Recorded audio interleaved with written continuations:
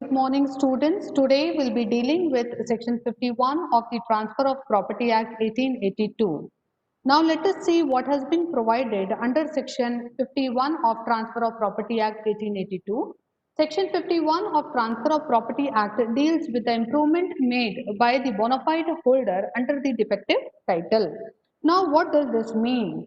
It means that according to the provision, when a transferee of the immovable property makes any improvement on the property, believing in a good faith that he is having an absolute right to do the improvement, but later on this particular transferee is evicted from the person having a better title, then in that case, what are the rights available to the transferee in such a situation has been discussed under Section 51 of the Transfer of Property Act.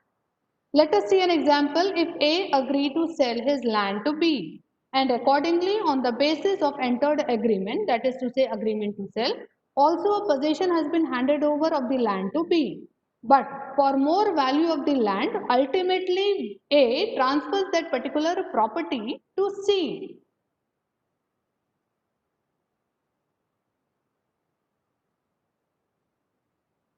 Transfers that property to C. Now, if C having a better title on the basis of the sale deed, if tries to evict B, what will be the right which is available to the B under this particular has been provided under this particular section. Now, if we take into consideration the rights of the transferee, then in that case, we would come to see that the transferee would be having a right to have a value of the improvement which has been done by him and the estimated value of the said. Next is he'll be also entitled to have a property purchase by the person having a better title. That is to say, the person having a better title may sell his interest in the property to the transferee as its market value, irrespective of the value of such improvement. Next is the amount to be paid and secured in respect of such improvement shall be estimated value of it at the time of the eviction. जो भी amount हम compensation के form में या लेना चाह रहे हैं इम्प्रूवमेंट के फॉर्म में, वो बेसिकली वो अमाउंट हो जो कि उस पर्टिकुलर प्रॉपर्टी के ऊपर अप्लाई हो रहा हो एट द टाइम जब एविक्शन हो रहा है.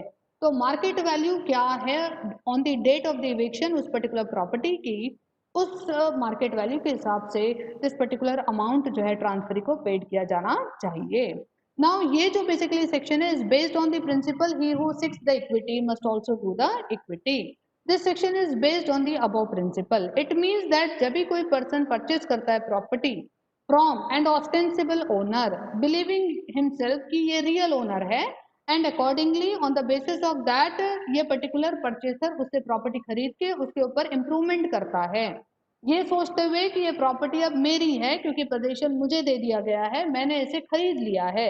उसको ये नहीं पता है कि जिस पर्सन ने उसको बेचा है वो ऑस्टेंसिबल ओनर है या रियल ओनर है, क्योंकि रिकॉर्ड में तो उसका नाम एज अ रियल ओनर करके है. तो ये जो परचेसर है इस प्रिजम्पशन में कि he is having a right over that particular property and thereby on the basis of that particular right वो improvement उसके ऊपर करता है. लेकिन later on subsequently real owner आके यदि बोलता है कि ये प्रॉपर्टी मैंने आपको नहीं बेची, ये ऑस्टेंसिबल ओनर ने बेची है, मुझे मेरी प्रॉपर्टी वापस चाहिए, then in that case such type of plea would not be available to the real owner. For the reason law जो है वो फेवर करेगा अर्लियर ट्रांसफरी को.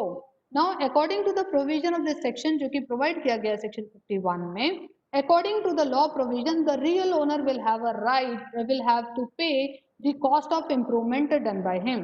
तो जो भी परचेसर ने इम्प्रूवमेंट किया है उसको पे करने की जिम्मेदारी किसकी रहेगी? रियल ओनर की रहेगी. It is for the reason that real owner जो है उसने ही ऑस्टेंसिबल ओनर रखा है, उसके द्वारा रखे गए ऑस्टेंसिबल ओनर ने प्रॉपर्टी सेल आउट की है और वो ऑस्टेंसिबल ओनर ने परचेसर को इम्प्रूवमेंट करने के लिए अलाउड कर दिया है. On the basis of that allowed permission purchaser जो है उसने इम्प्रूवमेंट किया है और इसीलिए अब रियल ओनर बीच में आके ये नहीं बोल सकता कि he is having a better title and hence purchaser जो है वो उसको हटा दिया जाए बिना उसके इम्प्रूवमेंट का चार्जेस उसको दिए बगैर. नाउ नेक्स्ट इज अगर हम देखें कि इसेंशियल रिक्वायरमेंट्स क्या है इस तरीके के प्रोविजन की under the section 51, then in that case benefit अगर ट्रांसफरी को चाहिए तो उसके लिए 3 यहाँ पे एसेंशियल रिक्वायरमेंट बोली गई है। सबसे पहले ट्रांसफरी को ये प्रूव करना पड़ेगा कि he is a transferee of immovable property. Second one is उसने गुड फेथ में इंप्रूवमेंट किए हैं और वो एंटाइटलमेंट रखता है इस पर्टिकुलर प्रॉपर्टी के ऊपर। नेक्स्ट इज उसको better person with a better title के द्वारा क्या किया गया है, इविक्ट किया गया है। नाउ जो ट्रांसफरी होता है इमूवेबल प्रॉपर्टी का कौन कौन हो सकता है, तो अ पर्सन जिसके फेवर में ट्रांसफर डीड की गई है, सारी फॉर्मेलिटीज कंप्लाई करने के बाद में वो पर्टिकुलर पर्सन जो है वो ट्रांसफरी कहलाया जाएगा। लेकिन इसमें स्ट्रेंजर इंक्लूड नहीं होगा, ट्रेसपासर इंक्लूड नहीं होगा और ना ही ऑप्शन परचेसर इंक्लूड होगा। Next is if we take into consideration कौन कौन से लोग जो है वो बेनिफिटेड ट्रांसफरी रहेंगे इस सेक्शन के, देन इन दैट केस अगर हम नारायण राव वर्सेस भारत सपा की मैटर देखते हैं तो परचेसर जिसने परचेज किया है property bonafidely but in ignorance of the mortgage, उसको नहीं पता है कि प्रॉपर्टी के ऊपर मॉर्गेज क्रिएट किया गया है। ऐसे में under an ignorance of the mortgage यदि वो गुड फेथ में प्रॉपर्टी को परचेस करता है तो purchaser would be termed to be a benefited transferee. Next is अगर हम नंजम्मा वर्सेस नचारमल में देखते हैं तो यहाँ पे a purchaser of a life estate who believe that his vendor was absolutely entitled, जिससे उसने प्रॉपर्टी खरीदी है उसको एब्सोल्यूट राइट था प्रॉपर्टी को डिस्पोज ऑफ करने का। यदि ये सोचते हुए परचेसर जो है लाइफ स्टेट का यदि प्रॉपर्टी को परचेस करता है then in that case he will be considered to be a benefited transferee. अगर हम हीरालाल वर्सेस हरीलाल वर्सेस गोवर्धन का मैटर देखें तो इसमें हमको दिखाई देगा कि purchaser from a de facto guardian of a minor, minor जो है उसका एक डी फैक्टो गार्जियन है और वो एरोनियसली बिलीव करता है ये परचेसर की गार्जियन को अथॉरिटी है प्रॉपर्टी सेल करने की and on the basis of that erroneous believe वो क्या कर देता है but in a good faith यदि वो प्रॉपर्टी परचेस कर लेता है देन इन दैट केस उसको भी यहाँ पे बेनिफिटेड ट्रांसफर ही कंसिडर किया जाएगा।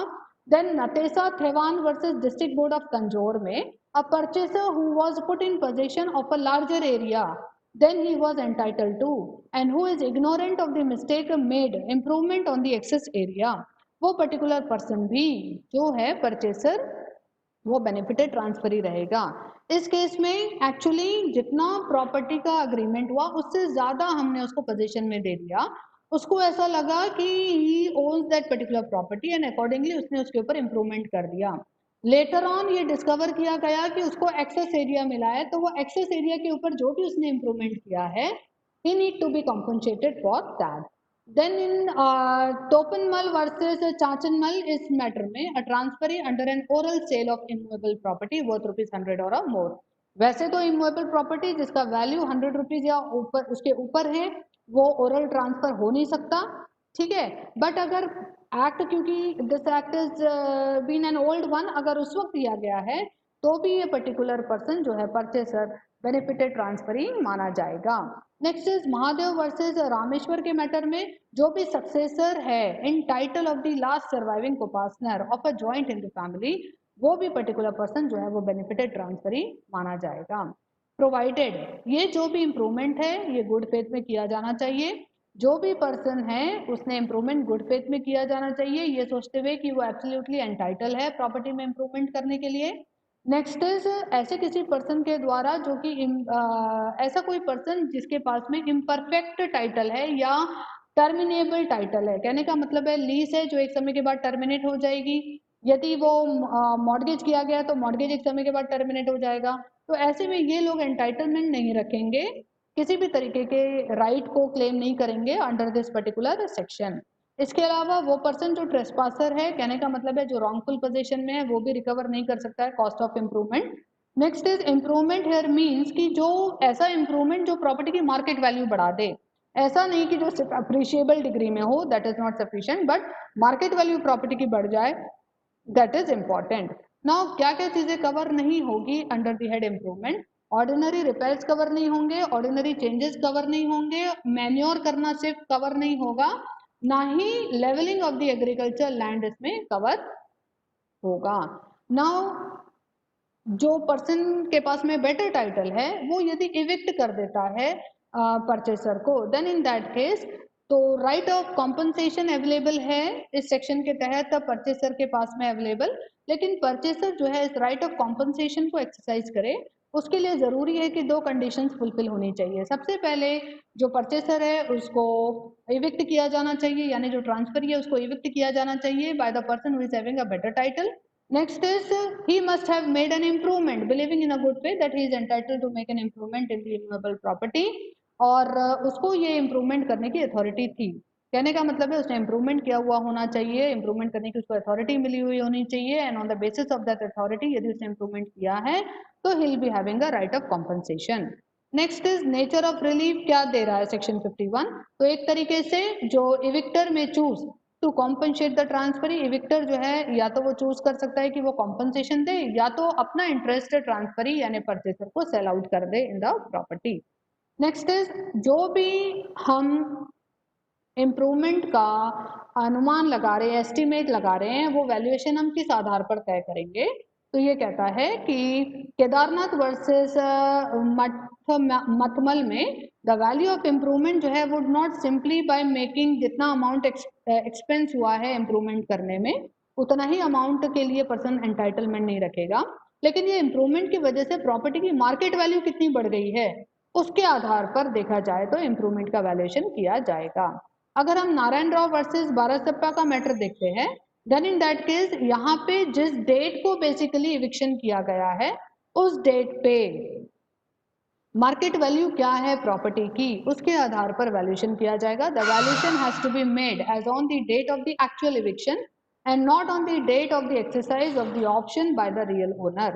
This provision is not applicable over the property which is claimed by inheritance but would only apply to the conveyance agreement between living person. ये जो provision है ये एप्लीकेबल नहीं होगा ओवर द प्रॉपर्टी जो भी इनहेरिटेंस में क्लेम की जा रही है, बट ये सिर्फ और सिर्फ अप्लाई होगा उन एग्रीमेंट्स के ऊपर जो दो लिविंग पर्सन्स ने प्रॉपर्टी के लेन देन के पर्पज से एंटर किए हैं। नेक्स्ट इज अगर मान लीजिए प्रॉपर्टी के ऊपर क्रॉप्स है तो क्या उन क्रॉप्स को लेने का भी अधिकार परचेसर को रहेगा अगर सपोज उसको किसी पर्सन के द्वारा इविक्ट किया जाता है तो yes, if the transferee has planted और सोन crops in the property in a good faith, then in that case he will be entitled to the property, and at the time of his eviction the crop were growing, suppose he is entitled to the crop and he has a right to go and collect the crop from the land. If we take into consideration the case law of Harishchandra Hegde versus State of Karnataka, a new dimension has been considered over here.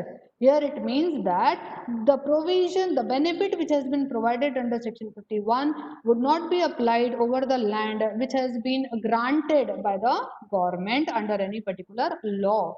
That is to say, here an example has been given that a right under section 51 of the bona fide holder under a defective title to receive the value of improvement was held not to be available to the transferee of a granted land when the transfer was declared void under section 4 of the Karnataka scheduled caste in the scheduled tribe, prohibition of transfer of certain lands, and the land was restored under section 5 by the operation of the land. जब इस तरीके की land कभी government के द्वारा किसी scheme में किसी लॉ के तहत ग्रांट की जाती है तो हम बिना गवर्नमेंट की परमिशन ऑब्टेन किए हम क्या नहीं कर सकते, इस लैंड का ट्रांजेक्शन नहीं कर सकते, और इसीलिए यहाँ पे सेक्शन 51 के प्रोविजन एप्लीकेबल नहीं रहेंगे। So thank you students for attending the session today. I hope you have understood the concept. Thank you.